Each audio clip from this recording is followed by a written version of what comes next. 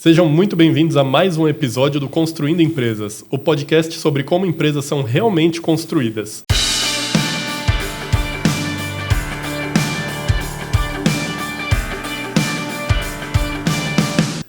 E hoje a gente está aqui com Elton Costa.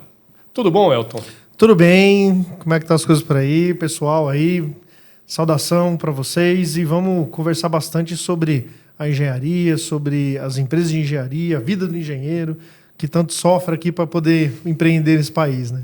Exatamente. Quiser dar um panorama sobre sua carreira, o que você faz, o que você já fez, seu histórico? Eu sou engenheiro civil de formação, tenho mais de 20 anos de profissão, tenho pós-graduação em gerenciamento de projetos, fiz gestão empresarial na FATEC, né? Estudei em Minas Gerais, né, na UENG, e também eu fiz gestão de políticas públicas também na Fundação Santo André. Sou empresário, sou presidente licenciado do Sindicato dos Engenheiros do Estado de São Paulo, aqui da regional do Grande ABC. Legal, maravilha. E esse tema de sindicato já me interessa bastante, porque abre muito leque, principalmente no tema que a gente costuma falar, né, de empreendedorismo. Como que é empreender como engenheiro aqui no Brasil? É uma coisa fácil? Dá muito trabalho para o sindicato? Como que funciona isso? É que assim, quando a gente está no curso de engenharia, o sonho do engenheiro é ter a sua construtora, sua empresa de projetos, é ser dono do próprio nariz. A gente, no meio do curso, a gente é guiado para isso, né? Então, e o engenheiro, quando ele vai para o mercado de trabalho, mesmo que ele seja empregado, ele exerce cargo de liderança. Então, ou ele é engenheiro de campo, chefe de produção, gerente de obra, gerente de projetos, diretor. Então, assim, a gente tem essa formação já pró-empresa, né? Então, por mais que a gente seja, de repente, contratado engenheiro como CLT, né? Mas ele vai ter um cargo que é de chefia e que tem essa visão da empresa e do empresário. Mas o sonho de engenheiro é ter a sua construtora, né? A maioria dos meus amigos, quando se formaram, foram para o mercado de trabalho, atua durante um tempo até se estabilizar e ter a sua experiência, certo, e já monta o CNPJ e vai. Sem contar que muitos já entram com o CNPJ. Por quê? Porque devido à questão do salário e da quantidade de impostos que vem num CLT, né? Então, o cara, por exemplo, se um engenheiro, um salário mínimo profissional está em torno de R$12 mil. Certo. R$12 mil ele vai pagar um terço do salário dele vai embora, né? Só na carteira, né? De desconto. INSS, fundo de garantia, enfim, os descontos normais. Se ele vira um PJ, que a gente chama, né, de PJ, né? Se ele abre uma empresa, se é uma empresa de engenharia, ele vai para o lucro presumido, então ele paga 17%. 18%, 17% um pouquinho. Então só nisso daí ele já ganha. Só que se ele vai para um simples, para aquela modalidade que é mais nova, que é a empresa de um único dono, que eu agora esqueci o nome, que aí ele já paga menos imposto ainda. Se ele monta uma empreiteira, 6%. Nossa. Então, o engenheiro, ele olha isso daí, né, essa questão do CLT, ele não quer, ele não gosta de trabalhar como CLT, porque ele não tem tem todos esses descontos na carteira. Então, o engenheiro ele já vai sendo encaminhado para virar um empresário. Certo. Só que o engenheiro, eu sempre falo, ele sofre os dois problemas de ser empresário e ser microempresário, médio empresário. Por quê? Porque se você não pagar imposto, o governo vem e te dá um monte de multa, te processa, você vai pro negativa, vai pro CADIM, negativa seu CNPJ. E quando eu falo assim de médio, assim, empresas que, sei lá, tem sua receita 1 milhão, 1,5 milhão por ano, 2 milhões. Certo. Né? Então não é um negócio nossa, né? Até por quê? Porque você tem um monte de contas para pagar. Né? Se você tem uma construtora ou uma empresa de projetos, você vai contratar projetistas. Esses projetistas são caros e são pessoas especializadas. Uhum. Se você vai contratar mão de obra para construção, você tem que contratar bastante gente. Né? Então, o BDI de uma construtora, a gente sempre fala que é o número mágico, é 40%. Então, você tem 40%, porém, você tem os impostos nesses 40% do Tira BDI. desse 40%, né? Então, você tem menos. E ele sofre porque se ele não pagar o imposto, dá problema. Sim. É fato. E também ele sofre por quê? Porque, via de regra, ele sofre uma ação trabalhista. Então, vira e mexe vai ter, né? Ele sofre nas duas pontas. Então, ele sofre um tipo de pressão que, cara, é surreal. Entendeu? Então, e o fato dele ser uma empresa menor, ele sempre é contratado por uma empresa maior. Então, ele vai fazer uma empresa de instalações elétricas, uma empresa de assentamento de blocos, uma empreiteira, né, que faz instalações hidráulicas, né? Isso, só que ele tem todo esse sofrimento para ele conseguir crescer. Então, isso é um cenário bem desafiador para a gente. E com essa pejotização, como que fica a questão do sindicato? Porque o sindicato é mais voltado para o CLT, né? O sindicato dos engenheiros, ele é o representante legal no país do profissional de engenharia. Certo. Então, a partir do momento que o engenheiro se formou, ele faz parte da nossa base. Né? Então, assim, dentro do sindicato, você tem pessoas de todas as formas, desde o empreendedor, do startup. Porque a engenharia, a gente não está falando só em engenharia civil, porque todo mundo, quando pensa em engenharia, pensa no civil. Não, tem civil, mecânico, eletricista, automação, gestão, energia, elétrica, até ambiental, né? Engenharia ambiental. É tudo. Né? Então, por exemplo, o cara é engenheiro de software, ou ele fez análise de sistemas, entendeu? Então tem essa ciência da computação. Então, você tem tudo isso na nossa base. Né? Então, dos mais variados tipos e estilos de engenharia. E a galera pensa nesse engenheiro de construção mesmo, né? De fato. E aí a gente tem toda essa... Só que todos eles são representados pelos sindicatos de engenheiros. Então, por exemplo, uma das questões que nós estamos levantando isso é que os médicos do Rio Grande do Sul já conseguiram isso, é que os PJs, a gente participe também das negociações de rescisão contratual. Por quê? Porque, cara, você é um empregado. Seu regime de contratação não é a CLT, mas você é um empregado. Sim. Né? E o sindicato dos engenheiros, ele representa todos os engenheiros. Então, a partir do momento que eu sou um empregado e sou PJ, com prestador de serviço, o sindicato ele pode sim entrar nessa negociação. Até para conseguir melhores condições de trabalho. Né? Certo. E só que isso, a justiça, ela não reconhece. Né? Então, só que no Rio Grande do Sul, os médicos de lá conseguiram isso. Por quê? Porque o médico é a mesma coisa. O cara vai lá, ele vai meter nota fiscal, ele vai, abre uma empresa... Ele vai abrir o consultório, a clínica dele e virou empresa. E vira uma empresa. Entendeu? Então, assim, o engenheiro, ele tem essa situação.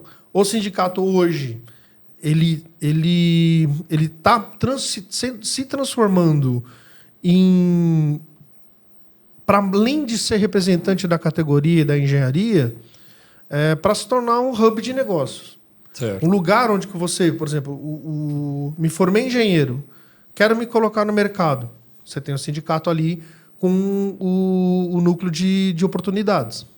Então você tem toda uma consultoria de RH, uma consultoria para montar o seu currículo, fazer a recolocação. Esse setor de oportunidades do sindicato é para aquele cara que está desempregado ou que está querendo se colocar no mercado. Certo. Né? O sindicato tem isso. Independe se é PJ ou se é CLT. ele faz isso para a sua base. O sindicato também, ele participa também dos conselhos de engenharia, ele participa dentro das suas subsedes dos municípios. Então, por exemplo, lá em Santo André, hoje no Conselho Municipal de Gestão e Saneamento Ambiental, o vice-presidente é do Sindicato dos Engenheiros, é o engenheiro ambiental Cláudio Augusto. Certo. Né?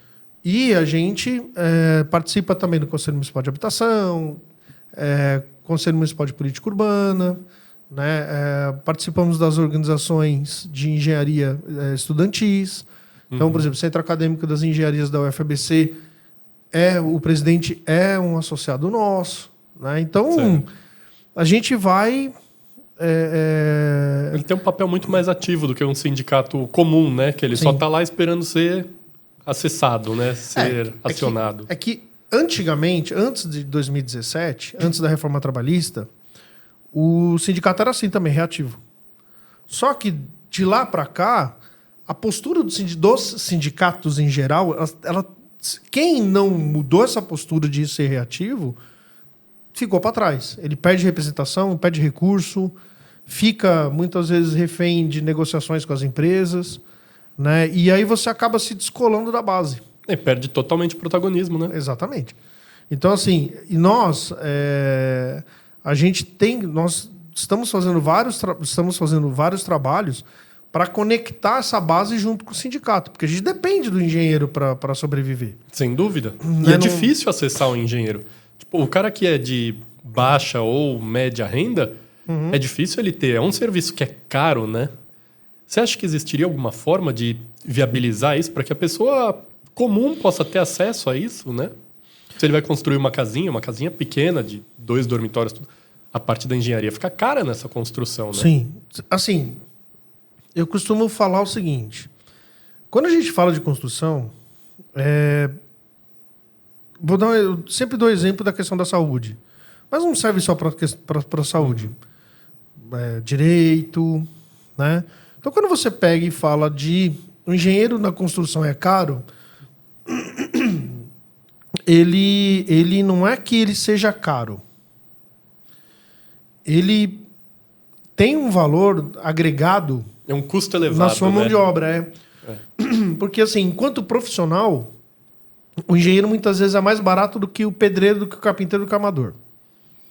Então, quando você vai contratar um bom pedreiro, um bom carpinteiro, um bom armador, você vai ter salário de 10, 12, 15 mil para esses caras. Sim. O engenheiro quase o valor do engenheiro.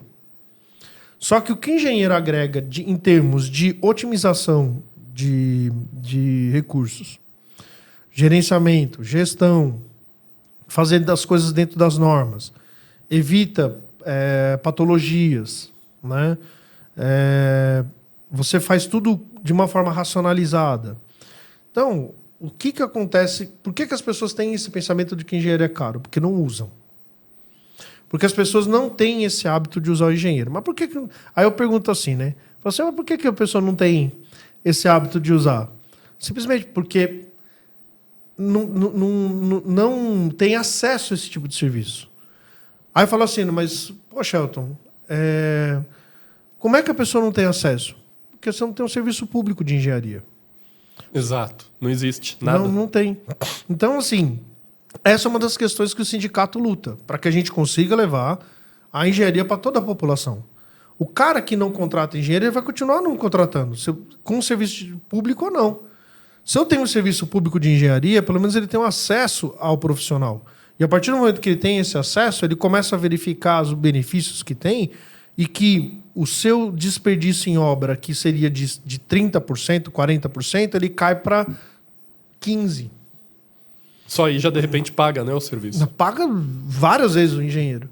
Né? Então, quando você vai começar a calcular metro cúbico de concreto que você economiza, bloco de concreto que você economiza, areia, cimento, ferro, forma, tempo de profissional, tudo isso daí, quando você vai somar, você fala, não, eu pago.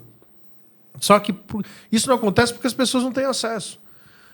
É mais ou menos o que aconteceu quando a questão da saúde pública. Você tinha, eu sempre comparo, faço essa comparação porque é a maior comparação possível. Médico sempre foi caro. Sim. Sempre. Historicamente sempre foi caro. E médico era inacessível antes do SUS.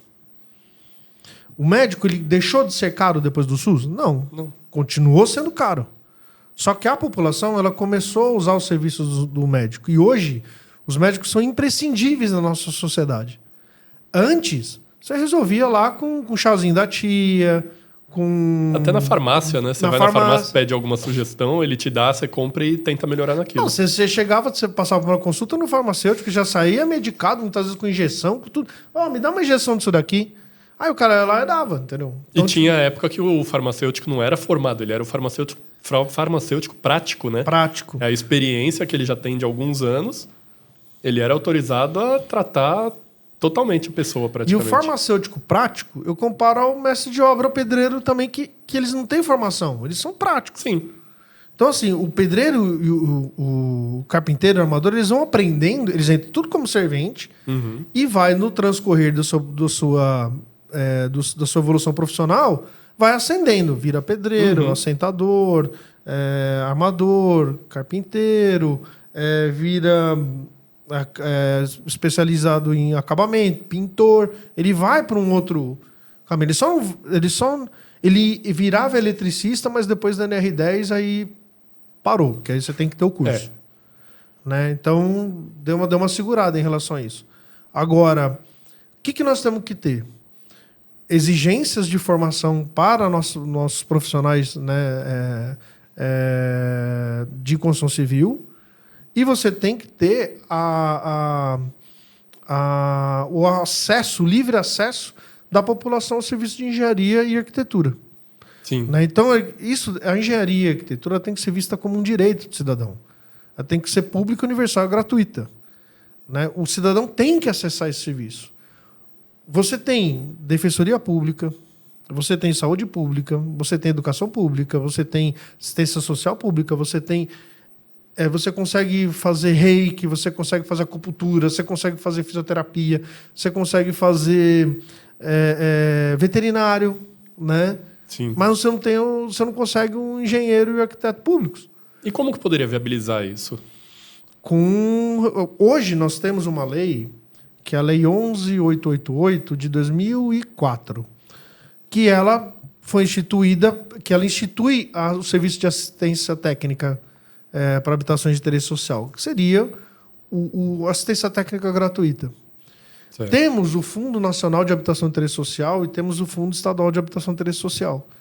E, no caso aqui da capital, a gente tem até o Fundo Municipal, que é um fundo com muito dinheiro, né? E que poderia pegar recursos desse fundo e colocar nesses serviços para assistência à população. Eu posso fazer um serviço de engenharia pública fazendo igual a contratação dos médicos.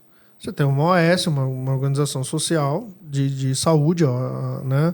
E essa organização ela presta aquele serviço para a população. E é remunerada conforme a prestação de serviço que ela tem.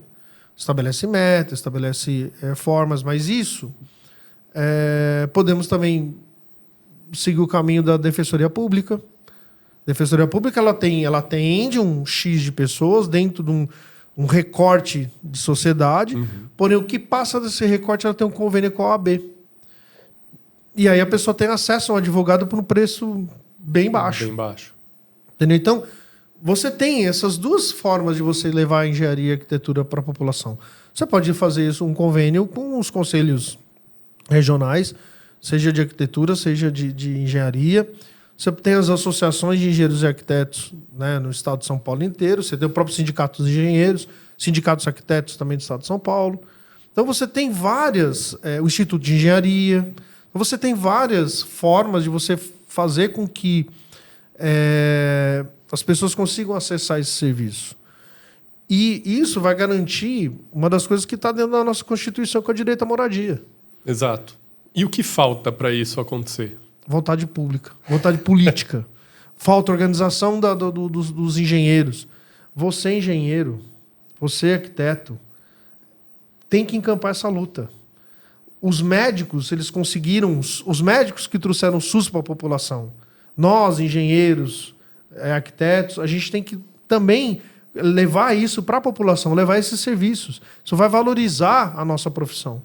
A gente vai ser reconhecido, as pessoas vão entender por que eu pago caro no engenheiro. Você vai fazer um projeto, você vai cobrar num projeto, sei lá, 15 mil reais, um exemplo, de uma residência, num projeto de aprovação. Aí você vai cobrar 15 mil, aí você vai cobrar mais 5, 6 mil no fundações, estruturas, tal, tudo e tal. Quando você vai somar, de engenharia eu gastei, sei lá, 30 mil reais, mais ou menos.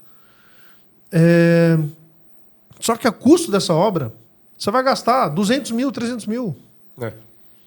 Não, e muitas vezes vai gastar 40, 50 em armário. Não faz sentido, né? Mas é isso. Mas o cara olha e fala, não, engenheiro é caro. Entendeu? Ah, mas é só um desenho. Não. A pessoa tem que entender todo o encadeamento do projeto, desde da concepção do projeto, que é uma das coisas que, por exemplo, o engenheiro ele pode fazer projeto arquitetônico? Pode, mas eu sempre oriento a buscar um arquiteto, porque vai modular melhor o espaço, vai já pensar em decoração, já vai pensar na iluminação do sol, no vento, na parte térmica, né? Eles vão pensar fora da casinha. O engenheiro já não, ele vai fazer um negócio mais... pode pensar nisso? Tem as suas exceções? Tem, mas a maioria vai fazer um negócio mais econômico possível, mais simples e mais fácil de construir. Viável, né? Vai procurar viabilidade. E, exatamente. Assim, o que eu acho importante de ter o acompanhamento é durante a obra, que ele vai acompanhar. Aí você vai ter um chuveiro que não vai cair o disjuntor se ligar ele na potência máxima. O ralo vai escoar a água. A torneira vai ter água suficiente para lavar tudo que você precisa. Eu acho que essa parte falta. Porque você pode ter lá o mestre de obra, você pode ter a equipe construindo, mas muitas vezes se não tem alguém acompanhando aquilo de perto, o serviço pode ser feito pelo servente que não tem aquela experiência, o ralo fica mais alto que o resto do banheiro. Já vi muito disso acontecer. A caída do banheiro... a caída do banheiro é pro canto, não é pro ralo, né? Não, você tem, e uma das coisas, por exemplo, que a gente pode falar, que é extremamente importante... principalmente agora nessa questão de mudanças climáticas, que o pessoal não se liga nisso, mas a gente precisa de ter proteção anti-surto, que é o raio. Sim. Você tem que ter uma proteção para aquilo lá, porque um raio que cai na tua casa queima tudo. Né? Então ou então às vezes acontece, igual aconteceu esse tempo atrás aqui, que cai energia. Aí quando voltou a energia, voltou no 380. Aí saiu queimando um monte de aparelho aí. Então, se você tem dispositivos adequados para num pico de tensão ele desligar que é o DPS, que a gente chama, certo. Né, dentro do seu quadro, você consegue proteger todos os seus equipamentos. Só que imagina, você perdeu uma geladeira, perdeu uma máquina de lavar, um computador, uma televisão... porque deu um raio ou então, na volta da energia, deu um pico de tensão. Isso, hoje em dia, é inconcebível. Né?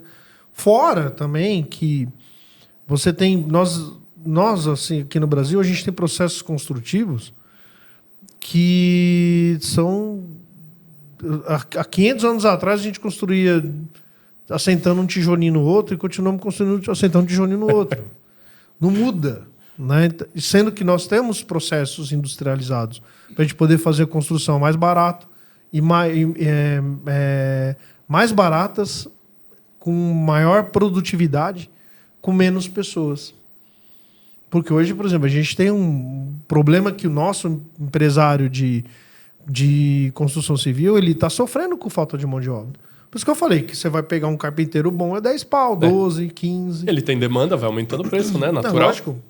Um cara bom, cara de anos de experiência, o cara vai cobrar caro. Você vai fazer um serviço na sua casa, uma diária de um pedreiro, uns 300 pau, 300, 400 reais. Entendeu? Então, tipo assim, uma diária. Aí você vai fazer uma obra... não, é só uma reforma de um apartamento. O cara conta quantos dias ele vai gastar. Vou ficar 3 semanas. Vai lá, são 15 dias. 15 vezes 400. É brincadeira. Cara, né? Aí fora... mas eu tenho que levar o meu ajudante. É mais 200 conto. Entendeu? Então você está gastando R$600 por dia de um profissional. E aí quando você precisa. Aí você. Ah, mas você tem que tirar a RT do engenheiro. Ah, mas é só isso. O engenheiro precisa de RT. Sim, precisa de uma RT. E precisa também da população exigir que o engenheiro vá lá.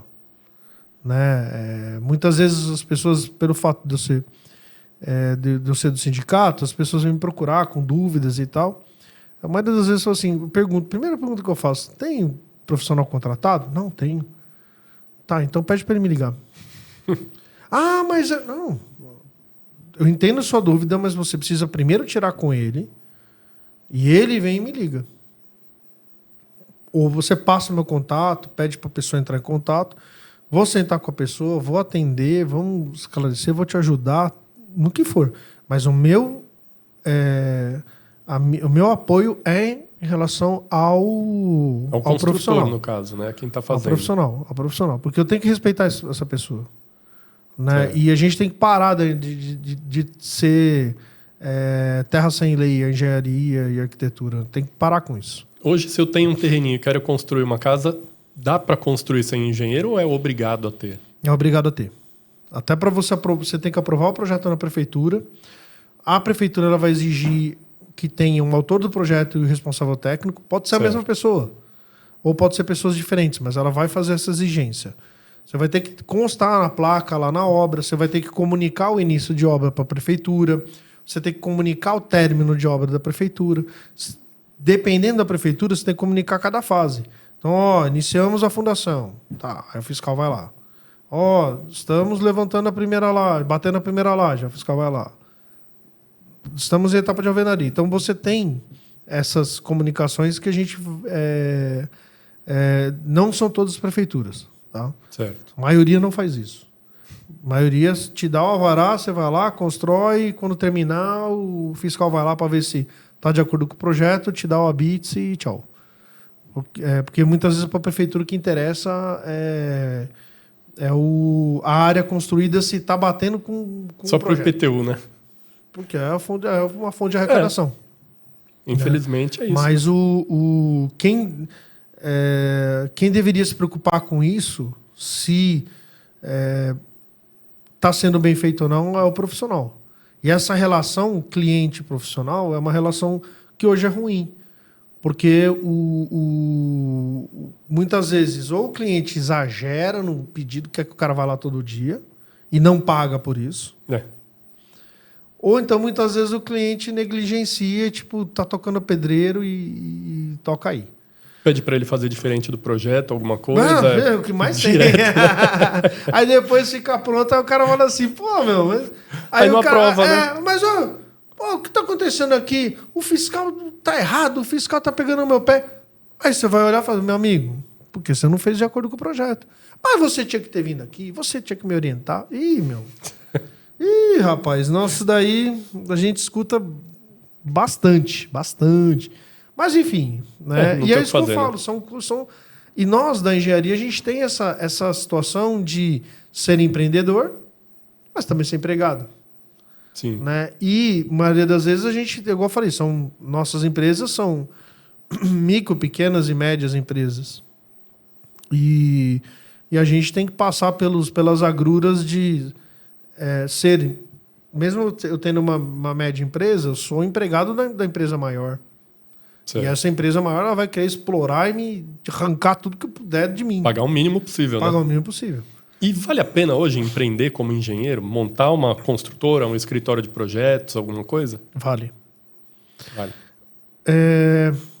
Se tem uma profissão que ela sempre vai ser necessária, é a engenharia. Sempre. Por quê? Porque tudo que envolve qualquer transformação da natureza, essa mesa, esse microfone, esse copo, essa televisão, qualquer coisa, isso algum engenheiro passou.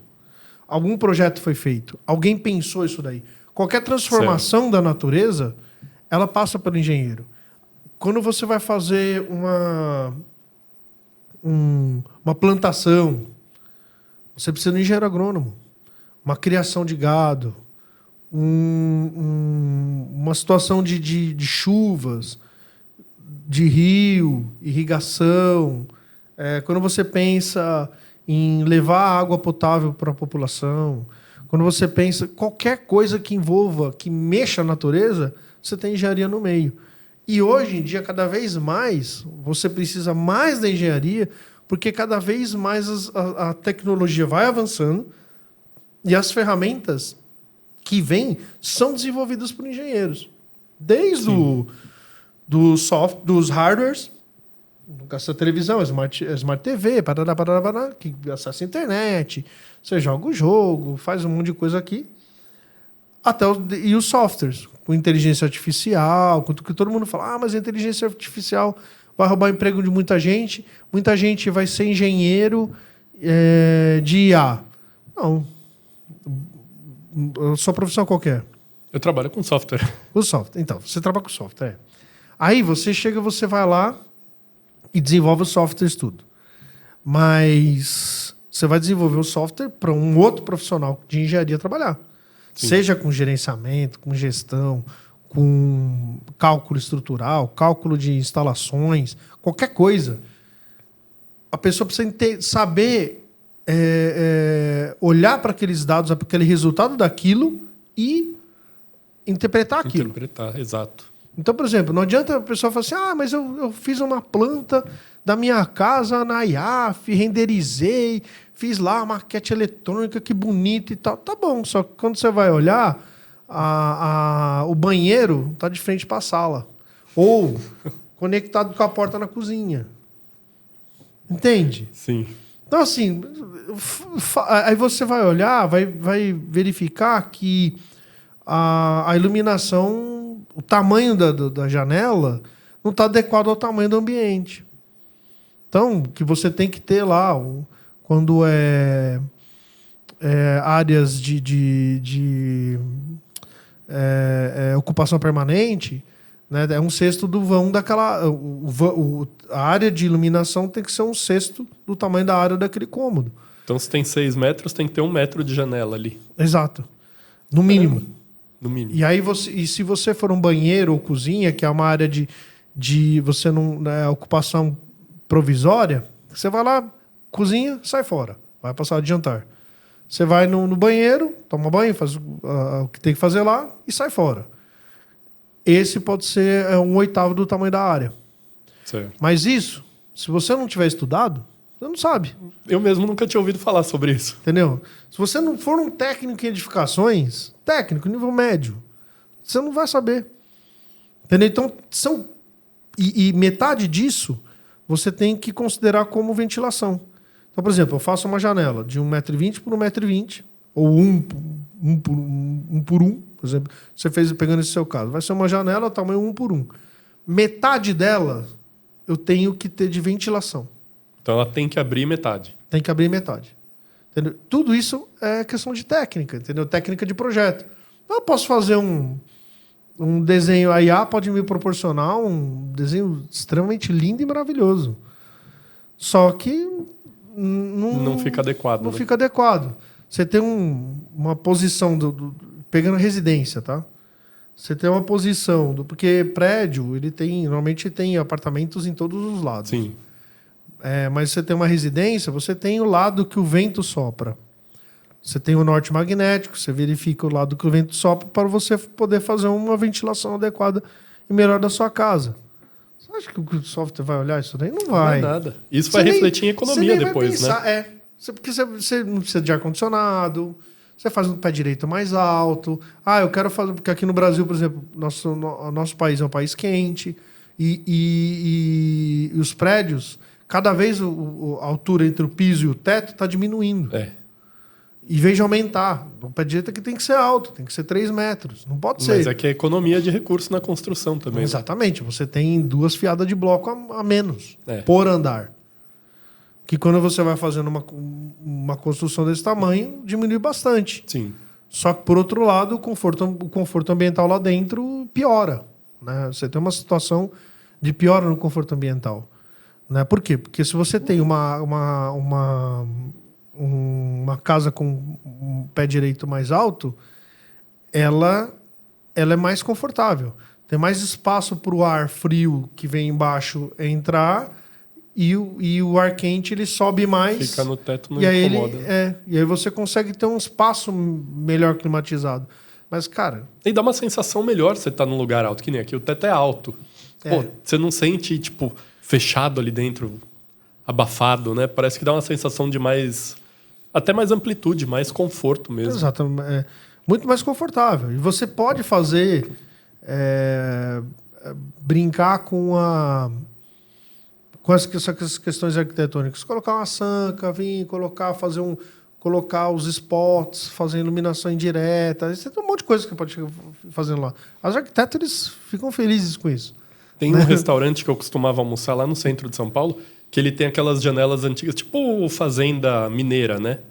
Você vê que tem aquela janelona de 2,5 metros, que chega quase no teto, tudo. Pô, é gostoso ali, é clarinho, cara. Você vê que, tipo, parece que você tá com tudo aberto na frente, assim. É um lugar que você fica confortável lá dentro. Você não tem vontade de ir embora, né? Sim. E aí essa falta da engenharia, né, essa ausência da engenharia como direito do cidadão, acarreta um mundo de problemas.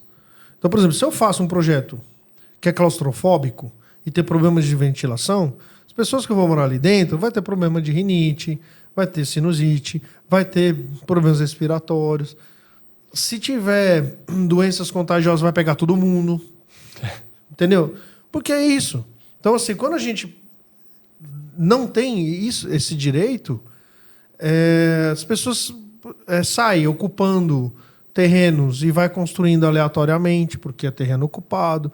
Você não tem um pensamento técnico voltado para a solução daquele problema.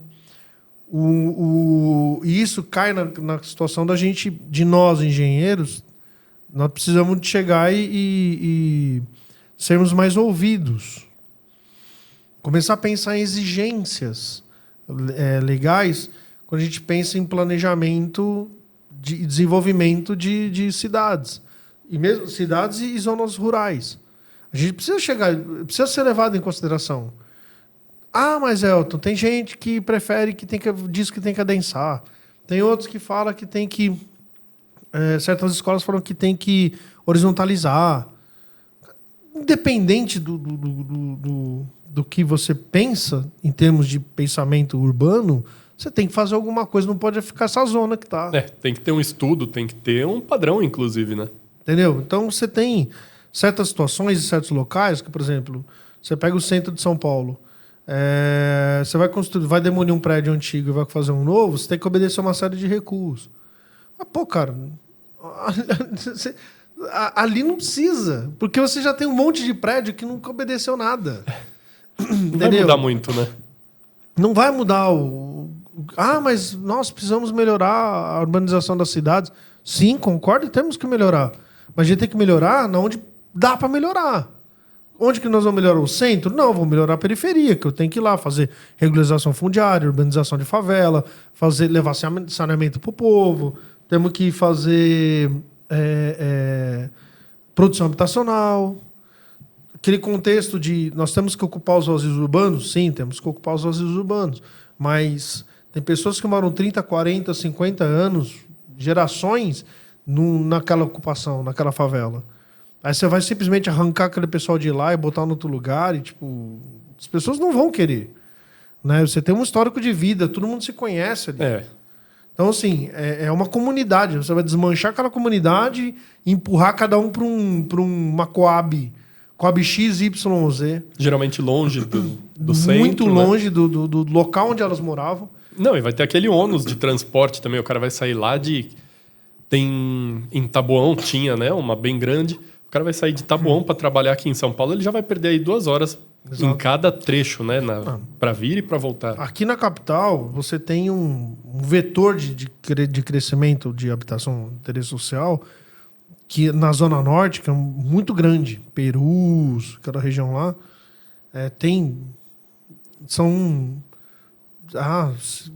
de cabeça agora eu não lembro, mas assim, só sei que são 20 mil apartamentos, assim. É muita coisa para um espaço só e que a pessoa só vai lá para dormir.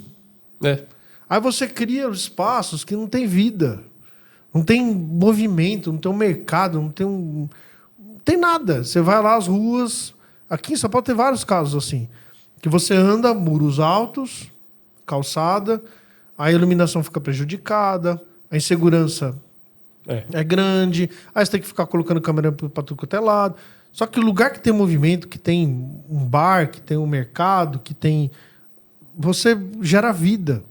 E aí esse movimento, ele faz com que as pessoas acabam ficando mais seguras. E vira comunidade de fato, né? Exato. Porque um conhece o outro na padaria, no mercado, na farmácia. Acaba criando aquele vínculo, né? E nós, engenheiros, a gente tem uma responsabilidade muito grande de poder organizar isso. Organizar o mercado imobiliário. Né? Hoje você tem um mercado imobiliário que, lógico, a função dele é ganhar dinheiro.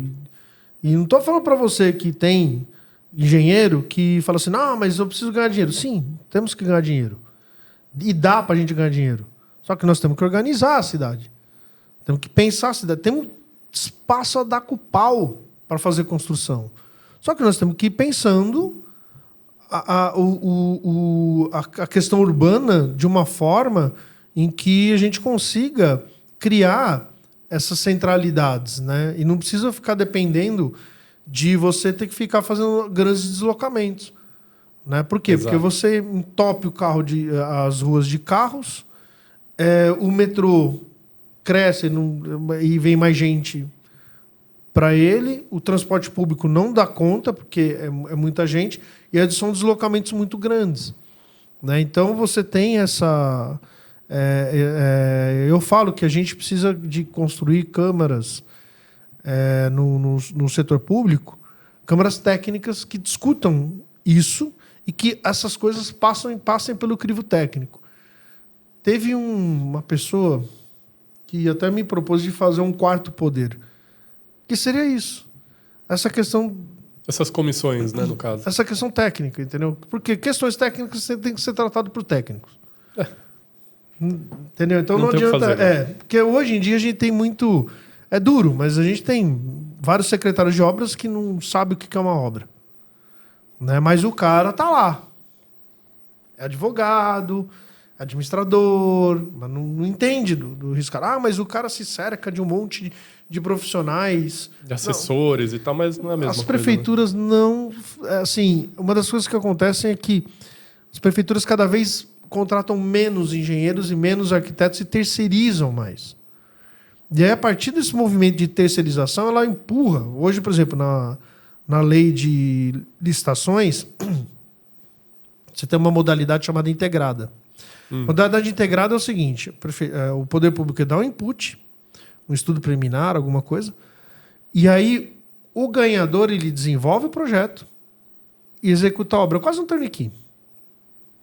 Eu falo quase porque o turnkey é o chave na mão, né? Uhum. Então, o turnkey ele também sai do zero, só que o turnkey ele entra antes, né?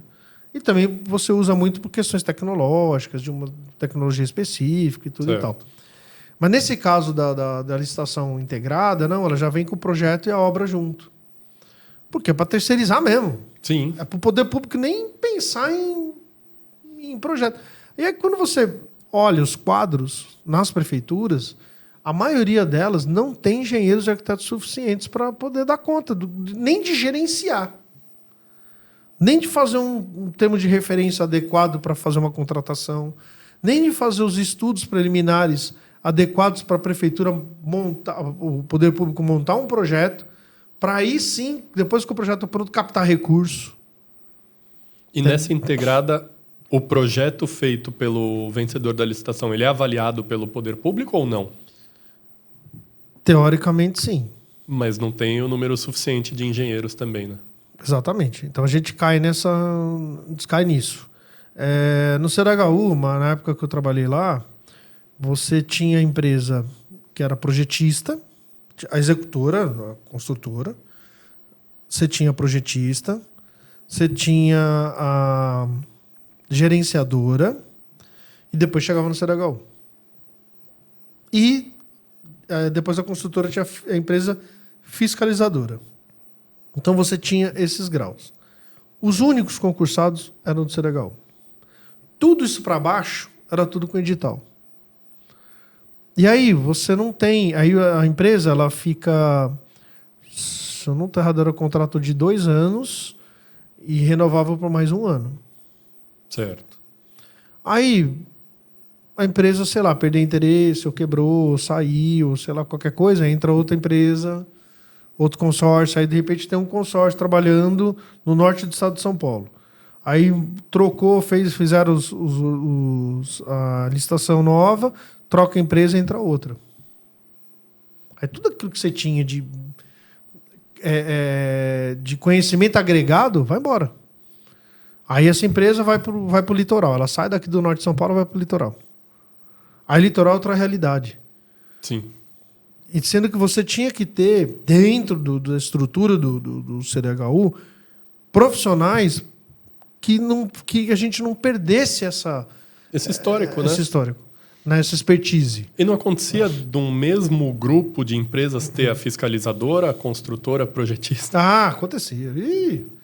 Num contrato ela era fiscalizadora, no outro contrato era... Assim, no norte de São Paulo era empresa projetista. No litoral ela é fiscalizadora. No Vale do Ribeira ela é gerenciadora.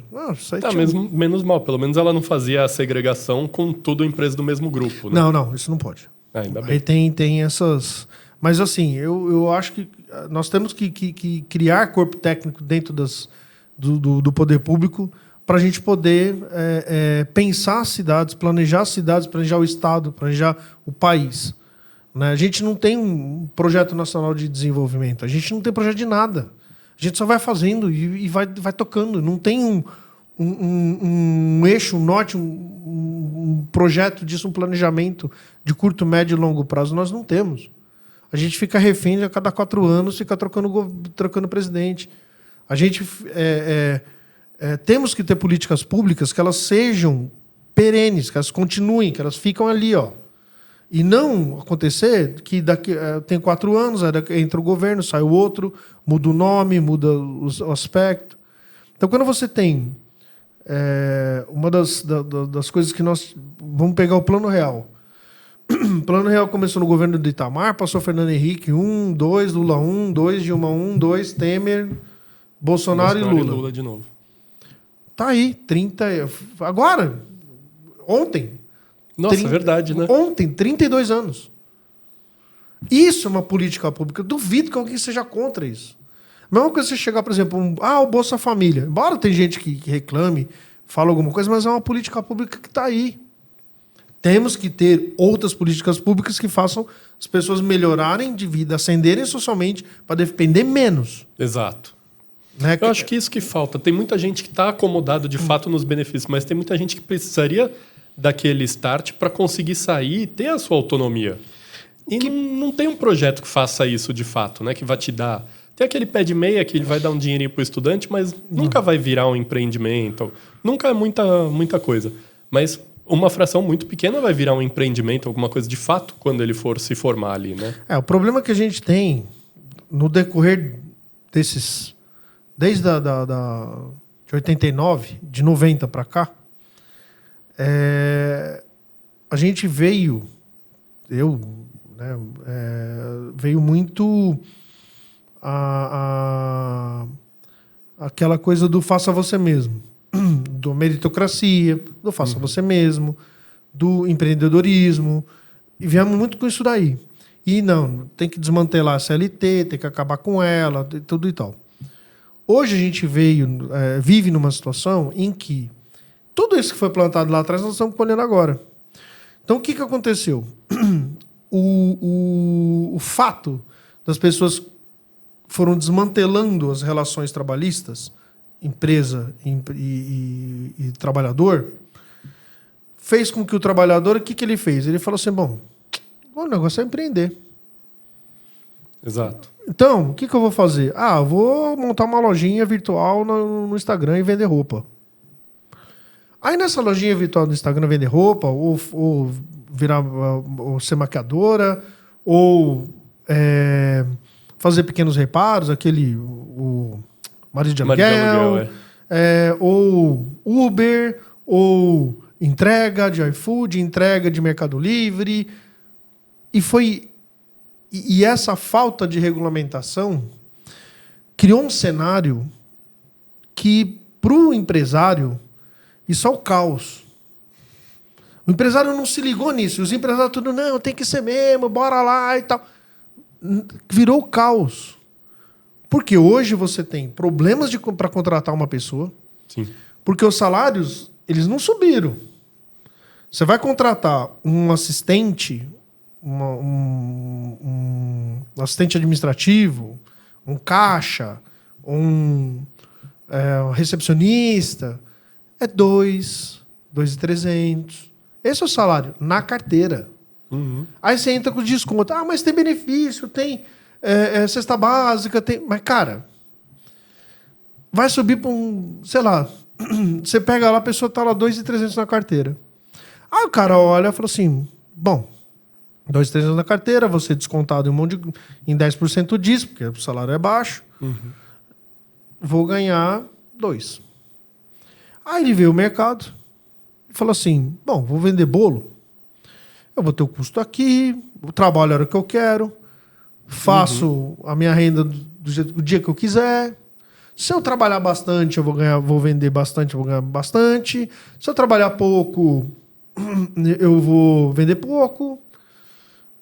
Eu consigo regular meu horário. Aí o cara vai fazer um Uber. Aí o cara tira 4, 5 mil, 6 mil nisso daí.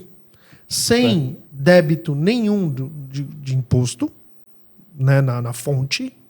Porque paga imposto, porque você vai comprar um copo, você paga, não tem jeito. Né? Mas ele na fonte você não tem imposto nenhum.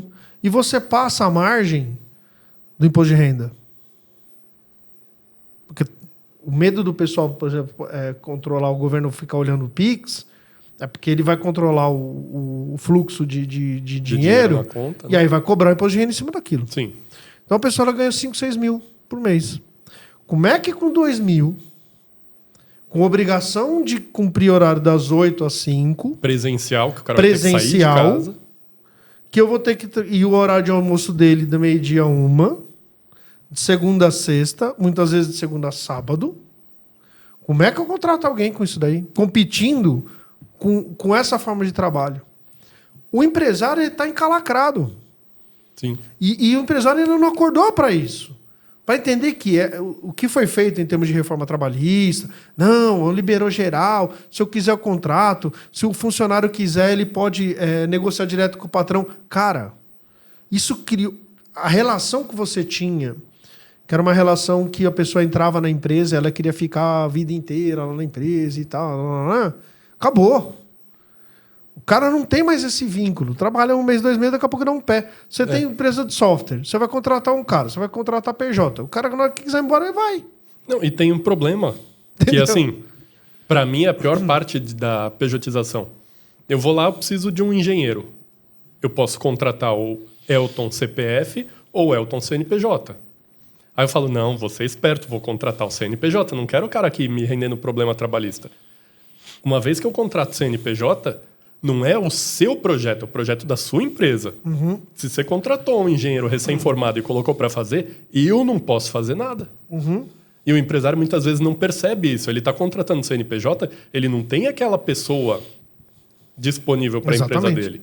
Ele tem uma empresa que, quando ela cresce um pouquinho, ela vai ter funcionários, naturalmente, é a expectativa de toda empresa. Sim. E ele pode estar pagando o mesmo preço e tendo o trabalho praticamente de um estagiário. Muitas vezes, de fato, de um estagiário. E é isso. E aí você tem essa... E aí, na hora que você arrebentou com essa relação capital-trabalho, aí virou isso que virou. Aí muita gente vai lá, culpa o Bolsa Família. Não é culpar o Bolsa Família porque o cara ganha 600 conto. Não, o cara que vive do benefício, ele não ia querer viver de um trabalho. Ele...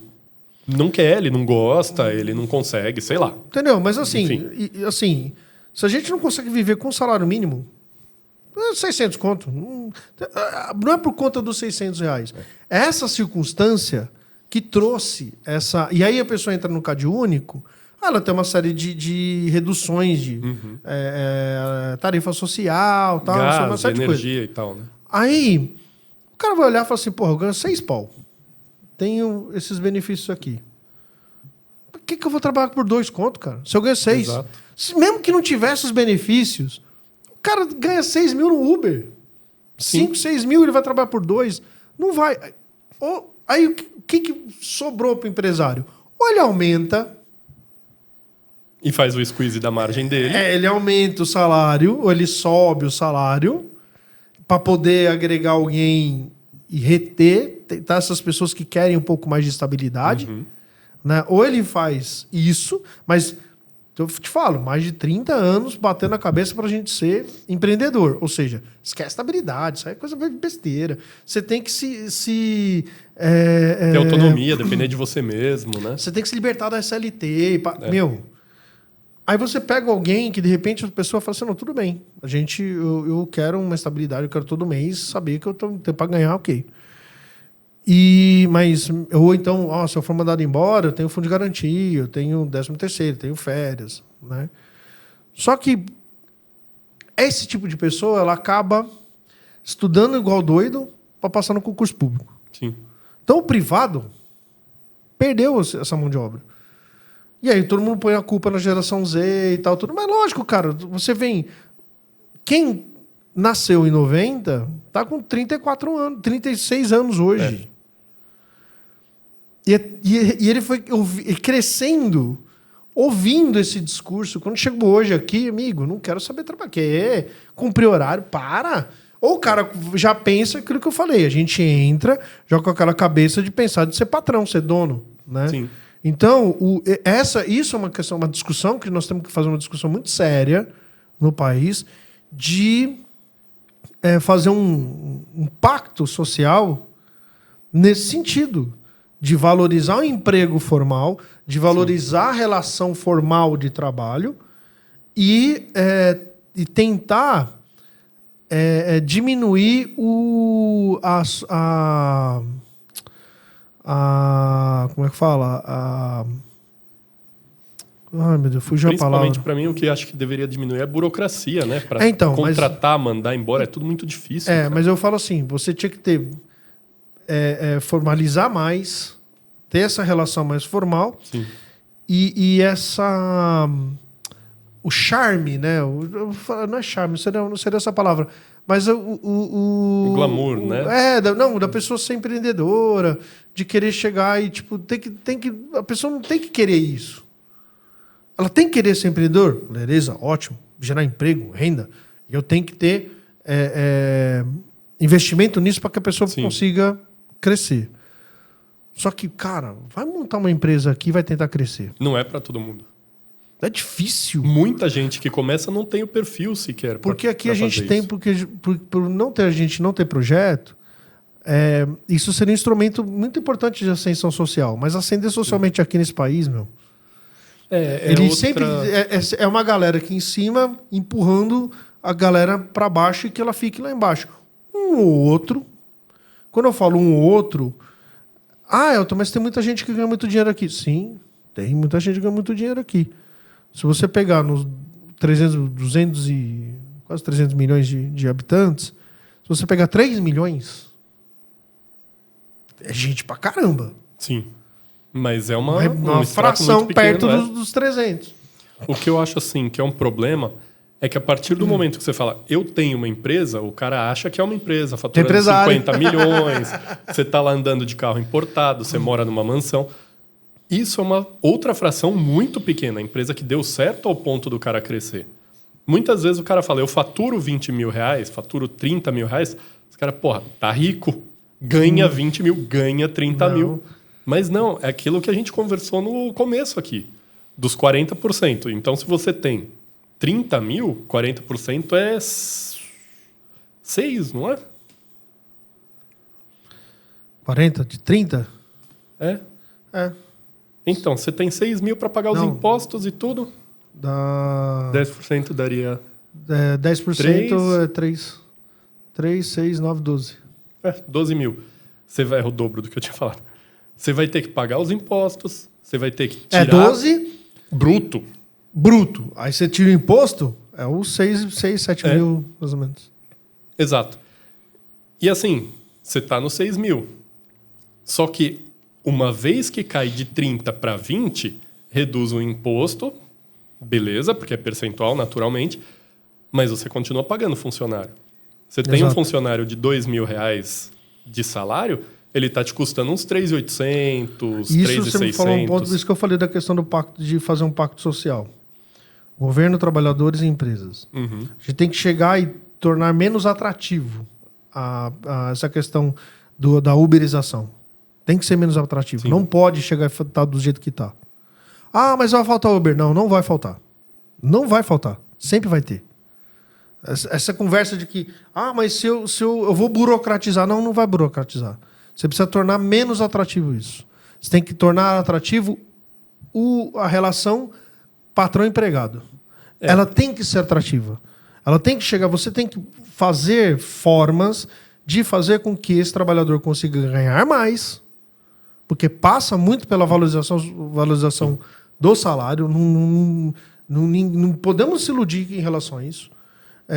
Não adianta, mas porra, vai mexer na minha margem e tal, tudo e tal. Não. Por isso você tem que fazer um pactuar. Aí você tem que verificar imposto, tributação, burocratização, diminuir os encargos trabalhistas, diminuir as reclamações trabalhistas. Tem um monte de situações que você tem que ir mexendo. Por isso que eu falei, repactuar até para as novas tecnologias. Não estou falando de voltar ao que era CLT antigamente, dos anos 30, né, do Getúlio Vargas. Mas nós precisamos chegar e ter um repacto disso daí. Tem modalidades de trabalho, por exemplo, remoto, que você vai ter, ok, mas cara, tem que ter um vínculo com essa empresa, não um contrato de prestação de serviço. Não pode ser isso, cara. E outra, geralmente o contrato de prestação de serviço é 1 ano. Antes você tinha emprego de 20 anos. Pô, eu tenho um trabalho também, CLT, 22 anos. 22 eu anos tenho que pegar, por exemplo, eu fui esses dias na Assembleia dos Engenheiros da Scania, né? Você tem que ver o orgulho do pessoal trabalhar lá. Tem que ter isso. Mas tem que ter isso na padaria, tem que ter isso no mercado, tem que ter isso. Só que a gente não tem. Não tem porque a gente não tem um projeto de país. A gente não sabe por que rumo que nós vamos. A gente não tem ideia do para onde a gente quer chegar. É cada um puxando de um jeito. Né? Então, assim, tem gente que defende que intervenção de país estrangeiro aqui.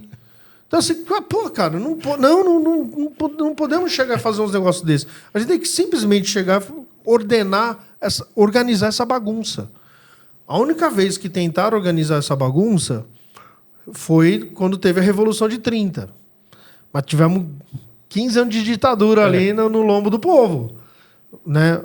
Eu sou a favor da ditadura? Claro que não. Por isso que eu falo de fazer um pacto.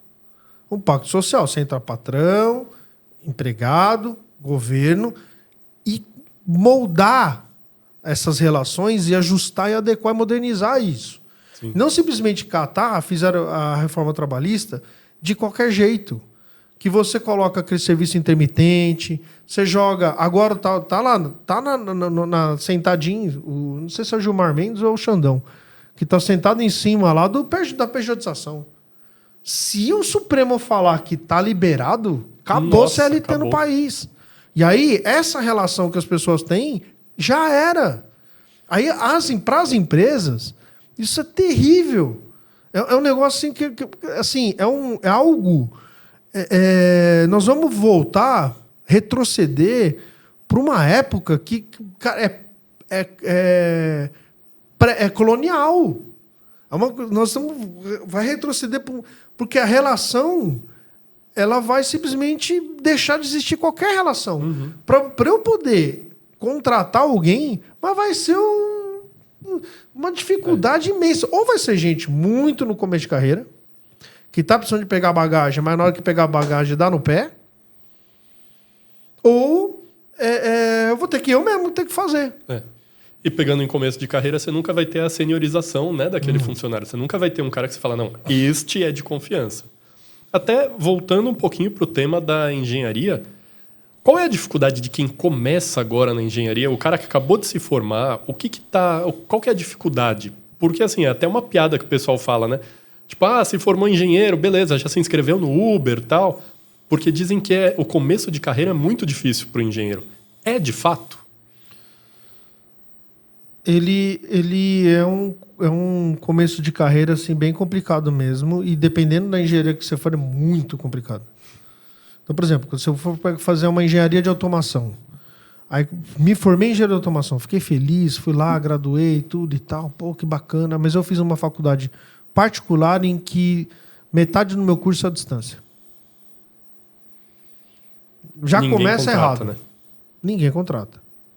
Aí você vem, porque assim, o maior instrumento de ascensão social nesse país é o ensino da engenharia, que você sai de repente, de um salário de R$3.000, 4.000, um exemplo, e passa para 12, porque você tem um diploma e para você ser contratado, você tem um piso mínimo. Certo. E tem que lembrar, piso salarial de engenheiro é mínimo.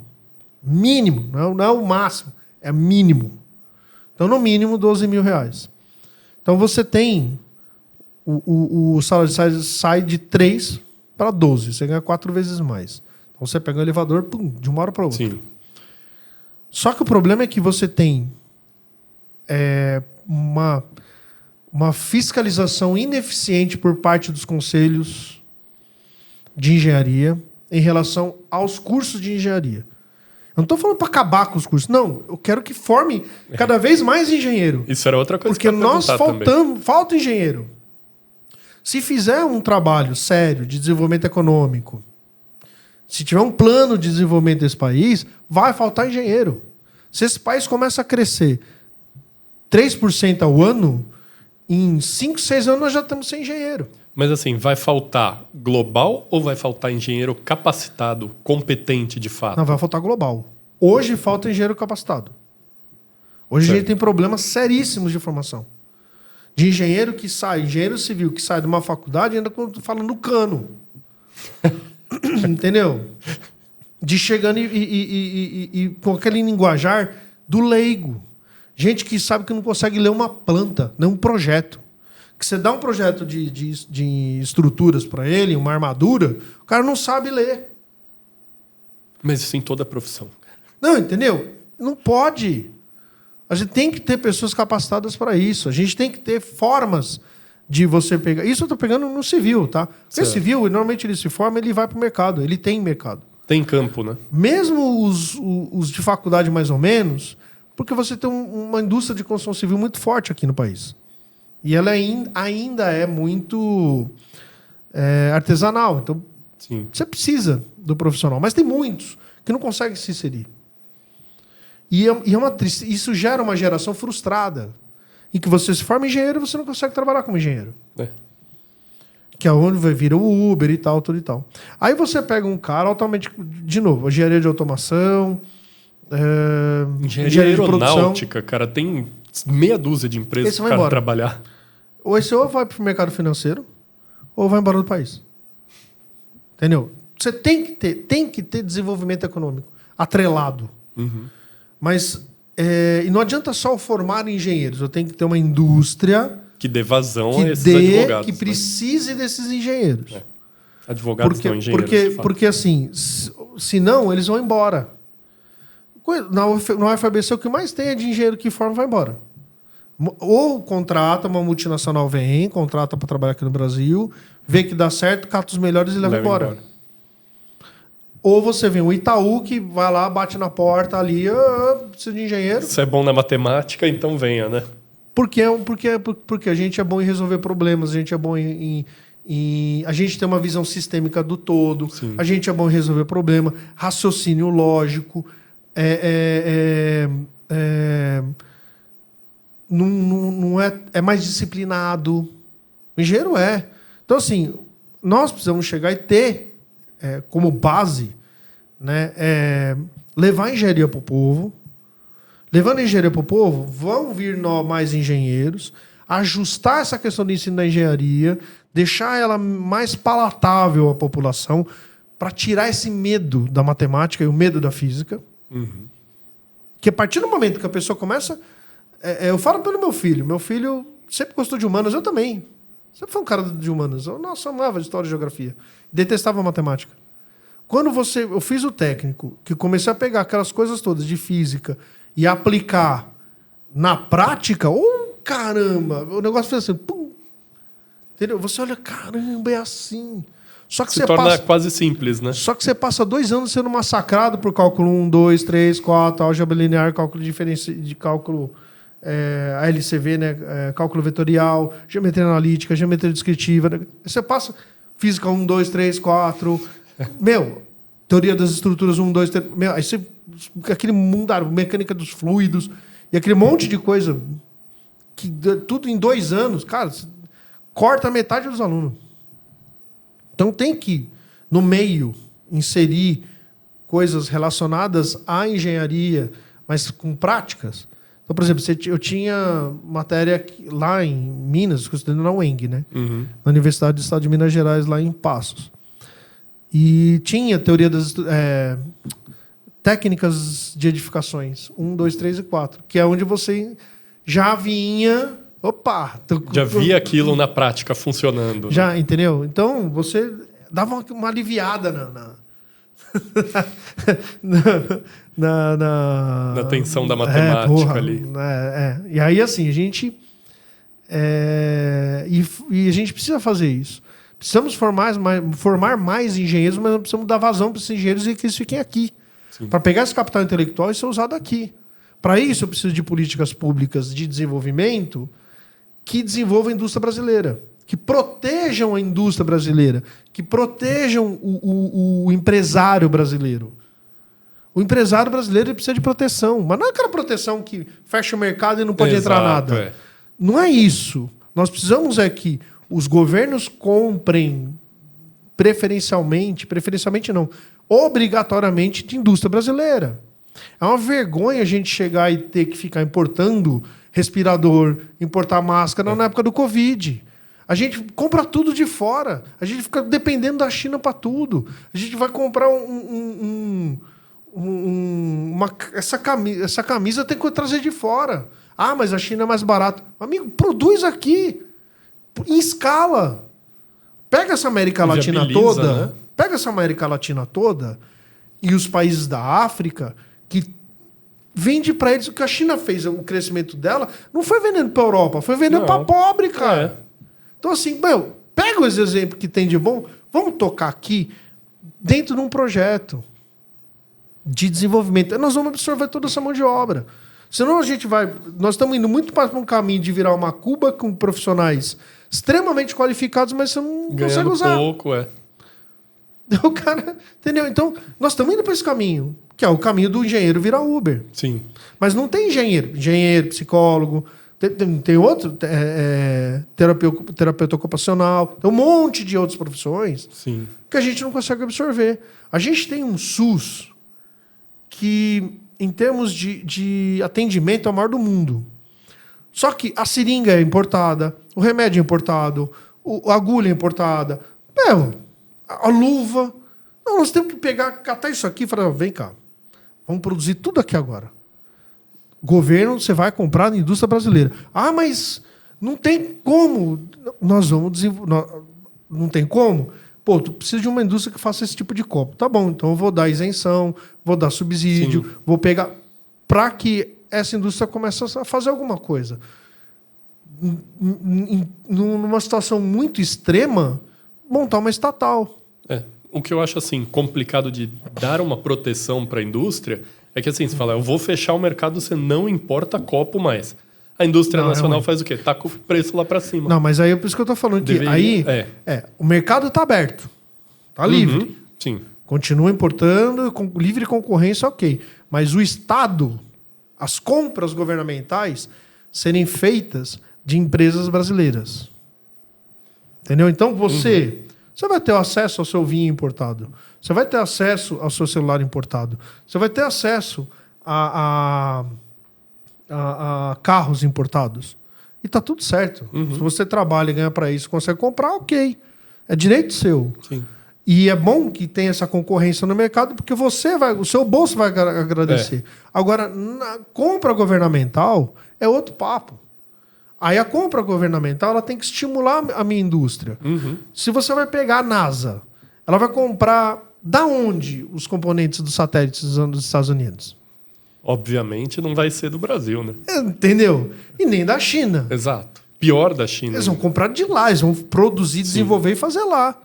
Então, o Elon Musk, toda a tecnologia que está sendo desenvolvida, que ele está fazendo, satélite, não sei o quê, tá, um monte de coisa, é tudo o governo injetando dinheiro na área militar que virou a internet. A internet era uma coisa militar, que é dinheiro do Estado. Então, assim, o Estado ele tem que ter... Ah, mas, Elton, vai ser tudo do Estado? Não. Mas o Estado ele tem que ser o indutor do desenvolvimento daquele país dentro de um projeto. Então, assim, não dá para simplesmente... Ah, mas se eu quiser importar luva cirúrgica, produz aqui, faz esse preço baixar. Pô, mas o insumo é caro, faz aqui. Esse país é imenso. É imenso. Já foi o grande produtor de borracha, né, do mundo? Esse país é imenso. Tem condições de chegar... E outra coisa também, que a gente fica à mercê do valor internacional, né? Então, o preço do café aqui, ele depende do preço do café lá de fora. Exato. Pô, cara, mas eu sou o maior produtor de café do mundo. Por que eu tenho que pagar caro nesse café? Ah, porque não? Porque na Bolsa de Nova York o café está cotado até... O problema de Nova York, não nosso. Então, essas situações... Por exemplo, o governo chegar a fazer estoques reguladores de comida, dar preferência nisso, pegar veículos, caminhões, que a gente tem uma base de caminhões imensa, né? Então, pô, tá levando comida isenta de pedágio. Dá isenção. O cara tá levando comida, gente. Isenta de pedágio para baratear o custo da comida para vir mais barato. É curioso, inclusive, licitação, né? Licitação paga imposto. Cara, é o próprio órgão que recebe o imposto, muitas vezes, que está comprando o item. Cara. Então, isenta de imposto. Você tem questões aqui no Brasil que você tem que olhar, por exemplo, municípios que estão atolados em dívida, mas a dívida da maioria dos municípios é a dívida com o governo federal, de recurso de dinheiro do governo federal para investimento ali no município. Mas, cara, se o município ele pega um dinheiro do governo federal para poder fazer um investimento numa urbanização de favela, por que eu tenho que devolver esse dinheiro, cara? Por que não vem a fundo perdido? Por que eu tenho que mandar de volta? Ah, não, mas é porque veio via Caixa. A Caixa é banco. É banco público. Sabe? Então, essas coisas... Cria-se um fundo para isso, se for o caso. Essas coisas que a gente tem que chegar e olhar, porque se de repente dá um problema num banco qualquer, o governo vai lá e socorre. E dane-se. Então, assim, pô, são situações que a gente tem que chegar e dentro desse planejamento de país... que a gente pode que a engenharia ela pode entrar muito forte em relação a isso. Por isso que nós, engenheiros, nós temos que entrar nesse meio. Nós temos que chegar e ocupar esses espaços de poder, nós temos que chegar e entrar com tudo nessa questão política. Por quê? Porque a nossa categoria ela tem que vir com esse viés de resolver problema. Não de ficar fazendo, olha, não, peraí. Não, vamos lá para resolver. Porque, assim, temos todo esse potencial. O Brasil é imenso. O povo tem muita gente. A educação daqui do país, querendo ou não, melhorou. Tem mais pessoas formadas. Tem mais pesquisa e inovação do que tinha antes. Só que nós temos que olhar para dentro e falar assim, o que eu consigo de potencial de crescimento para a gente desenvolver a indústria? Agroindústria. Por que eu tenho que ir lá, produzir meu café, vender o grão, manda o grão lá para a Europa vai lá e mete uma cápsula e compra e vende para mim, mais caro. O café é feito aqui, pô. Ele só é negociado a título lá e é entregue aqui da mesma forma. Então, por que não... Gente, fazer uma cápsula. O que tem de... fazer um molde de plástico, produzir o pó, envasar ali, colocar uma tampa e já era. Já era. O que tem de tecnologia nisso? A gente não faz. Entendeu? Então, essas coisas que eu fico... Assim, que nós temos que chegar aí, o país tem que olhar para isso e, de repente, falar assim, Elton, mas nós vamos continuar dependente dos celulares de fora, vai ter um monte de coisa que nós vamos continuar dependendo. De fato. Só que isso já é um pontapé, um início. E aí, depois disso, gerando recursos, gerando dinheiro, gerando emprego, gerando demanda, vai vir o governo olhando e falando assim, agora chegou a vez da gente desenvolver tecnologia brasileira em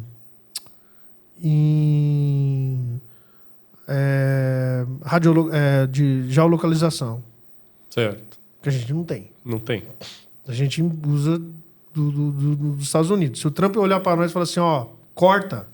Cortou, já Cortou. Acabou o Waze, acabou o Uber. Acabou o Waze, acabou tudo. Entendeu? Então, assim, a gente tem que chegar e fazer, ter esses... O país tem que ter um norte, um rumo para onde ir. Entendeu? E, paralelo a isso, a gente precisa também se enxergar enquanto nação, enquanto povo brasileiro. E não... E começar a entender que, mesmo eu não gostando de determinadas culturas, determinadas coisas, faz parte daqui. Entendeu? E a gente tem que nos entendermos enquanto isso, enquanto a gente essa mistura de raças, de culturas, de pessoas do mundo todo. A gente precisa também se enxergar enquanto povo. Mas isso... é outro ponto. É outra questão. Uma coisa que eu queria voltar lá no começo da nossa conversa é como que a gente estava falando, né, dos engenheiros recém-formados e tal, como que o engenheiro acessa aquele hub de serviços do sindicato? Isso é uma coisa que eu quero até deixar um corte, porque muita gente não sabe, né? Assim, o sindicato ele tem um portal Casa do Engenheiro e ele tem uma série de benefícios para o associado, né? Então, falando um pouquinho do sindicato. O associado ele tem acesso... Nós temos 25 subsedes no estado de São Paulo inteiro. Dessas 25, a gente tem... Acho que são 9 ou 10. Acho que são 10. Subsedes com capacidade para poder colocar... fazer coworking, startups e tal, tudo e tal. A gente consegue colocar isso. A gente tem... O sindicato ele tem esse portal Casa do Engenheiro, que é o portal de negócios. Né? Tá aprovado a gente chegar e fazer isso, a gente está viabilizando custos, a gente fazer o CESP Conecta, que seria um hub de negócios na internet. De fazer essa aproximação. RHs, com currículos, porque você tem que pensar em engenharia, você tem que pensar nos sindicatos de engenheiros. Sim. Os sindicatos de engenheiros, ele não... uma das coisas que são fundamental. A gente não é ligado a nenhuma central sindical.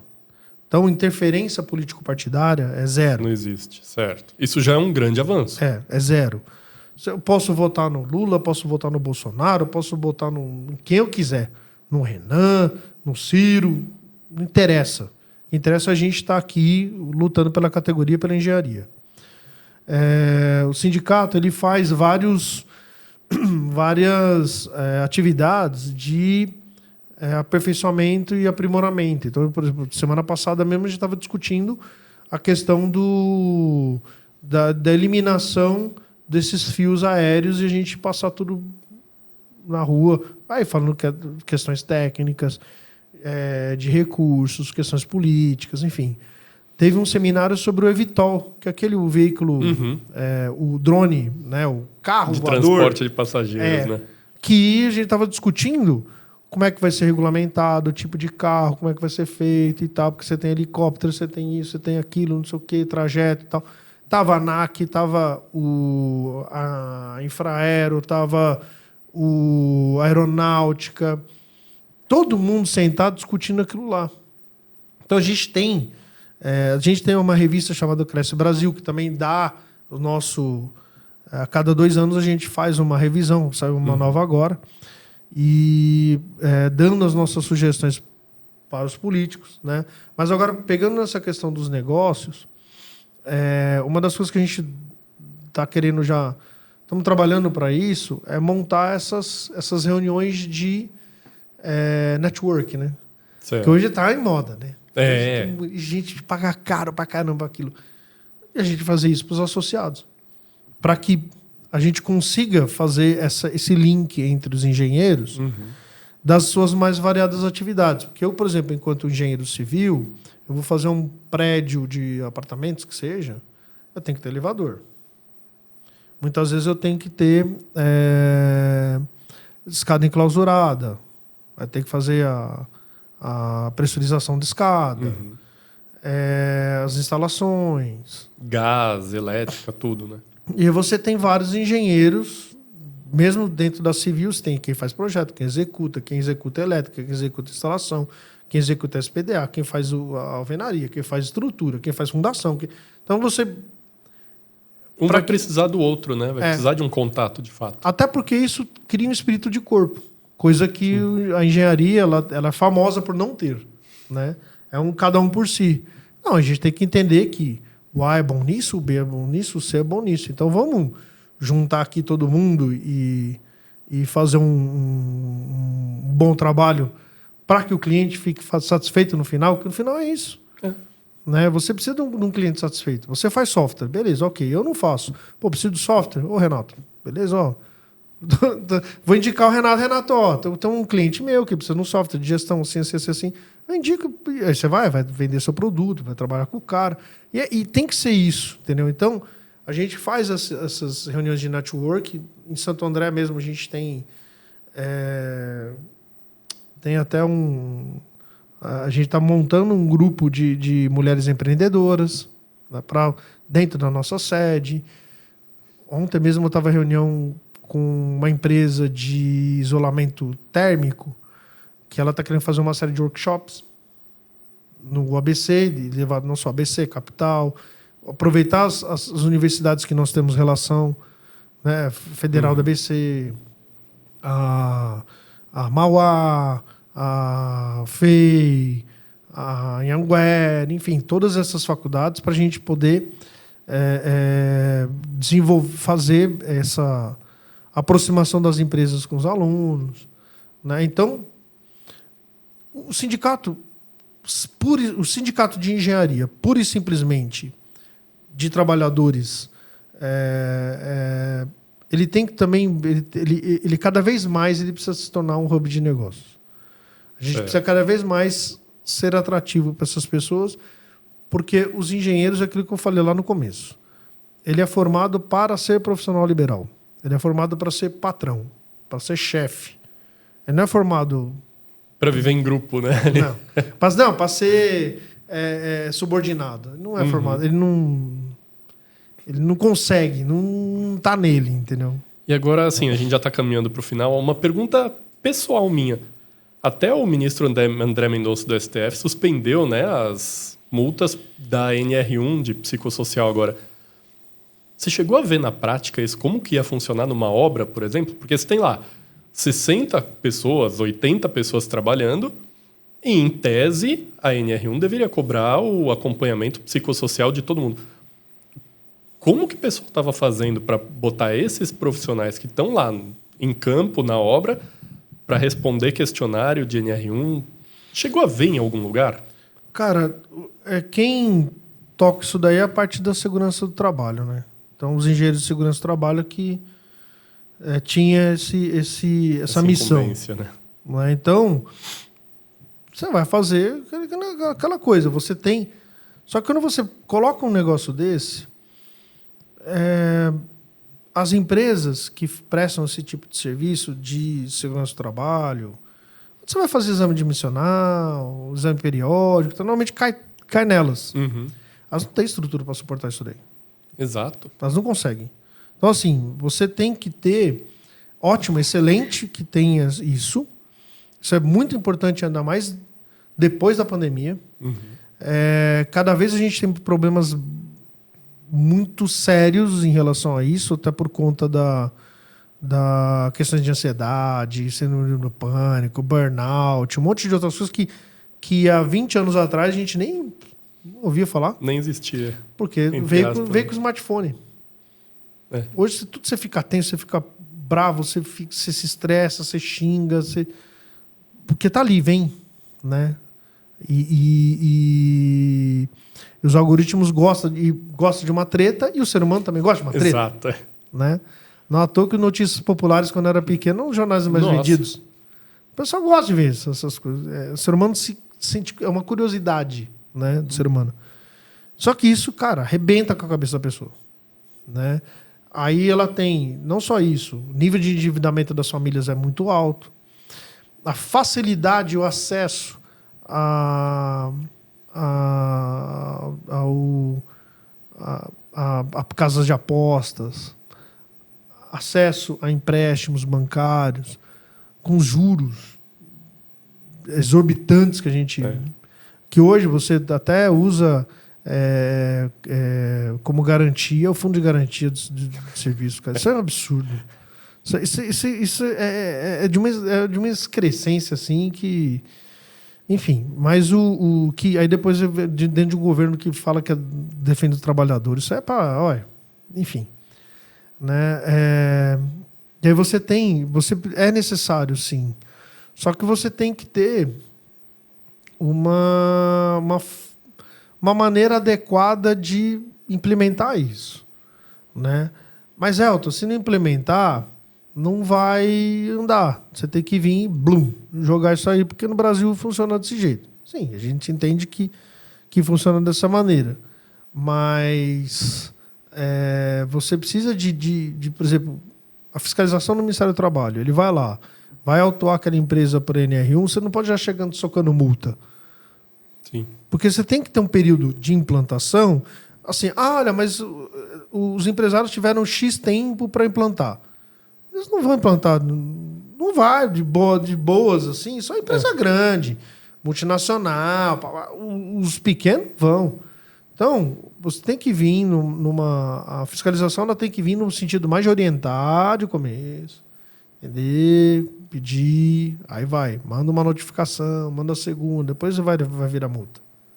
E não já vindo na jugular do empresário. E o que eu achei mais... que de fato foi o que suspendeu as multas, né? O que fez o ministro conceder a liminar, é que a empresa tem que identificar e coibir os problemas de saúde mental. Não tem como. Como que você vai identificar, cara? Não dá para você formalizar um único instrumento, porque o cara que trabalha no escritório tem um risco, o cara que é caminhoneiro tem outro, o cara que está na obra tem outro. E como eu acabei de falar, você tem questões de... Igual eu falei, por exemplo, smartphone. Aconteceu lá o terremoto na Venezuela. Aí o cara recebe aquilo. Aí o cara começa a ver foto ali. Paralela a isso, a esposa dele está doente.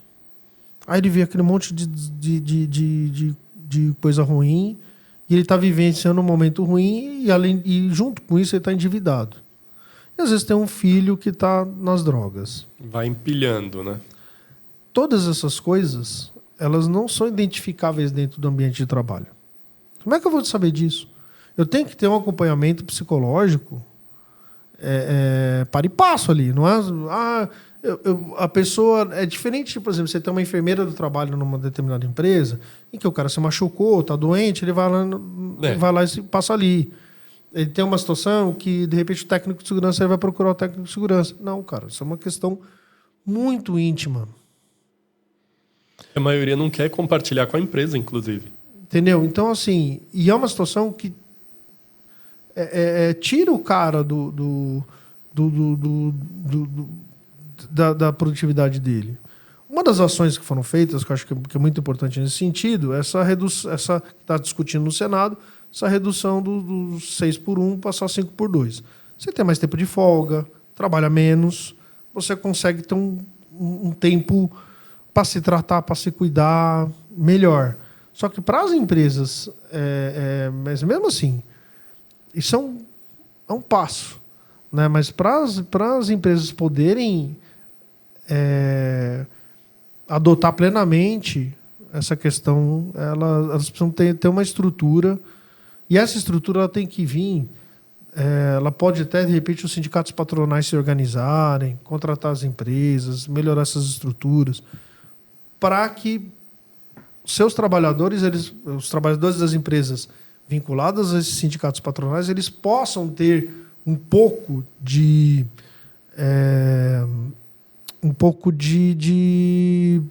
auxílio, né? Porque a empresa não dá conta, cara. Você tem, sei lá, cara, uma obra de... Você vai ter uma obra de 700 mil funcionários no Minha Casa Minha Vida, por exemplo. Então você tem obra que chega a 5 mil funcionários. Como é que você vai fazer com 5 mil? Não dá. Não dá, é inviável. Entendeu? Não tem impossível. Aí você, mas aplica teste, faz não sei o quê. Amigo... E aí, igual a gente está falando, uma coisa muito... Às vezes, de repente, problema não está no trabalho, está fora. Exato. E aí complica. Né? O que você precisa ter, lógico, numa seleção, colocar isso. Verificar o perfil psicológico, entender, mapear, tudo. Ok, beleza. Aí você já sabe, opa, isso aqui eu preciso ter um pouquinho mais de atenção. Mas a maioria, assim, é que eu não tenho, eu vou falar, é um chute. Né? O meu chute é que a maioria dos problemas psicológicos não são acarretados por problemas do trabalho, e sim questões externas. Se você está lá negativo, 20 mil reais no seu cheque especial, você não vai conseguir trabalhar com a cabeça. Não vai ter trabalho que vai te sossegar, né? Não vai. Elton, a gente já está caminhando para o final. Eu queria perguntar se você tem algum recado para deixar para o pessoal, alguma mensagem? Eu tenho sim. Eu queria, olhando aqui para a câmera, queria só agradecer você, equipe técnica, aqui, o pessoal que está aqui, agradecer quem está assistindo e falar assim, gente, precisamos falar mais sobre engenharia. A engenharia ela tem que ser... E ouvir mais os engenheiros. Essa categoria, né, ela precisa de ser mais valorizada. E você, engenheiro, você, arquiteto, técnico, tecnólogo, você faz parte disso. Você precisa trabalhar para a valorização. Né? Nós precisamos nos organizar, né, para que a gente possa ser ouvido, para que a gente possa levar a engenharia para a população, para que a gente possa fazer com que todas as pessoas tenham acesso. Você não vai perder dinheiro se o povo começar a ter acesso na engenharia pública, universal e gratuita, porque esse é o objetivo. Que a engenharia, como direito, ela tem que ser pública, universal e gratuita. Você não vai perder clientes. Muito pelo contrário, você vai ganhar mais. Porque a partir do momento que as pessoas têm acesso a esse serviço, elas vão ver a diferença que isso faz na vida delas. E a maior parte de problemas nas cidades, de doenças, de questões de segurança, tudo isso passa pela engenharia. A engenharia é fundamental na vida do povo. Né? Então, convoco vocês, venham conhecer os sindicatos de engenheiros.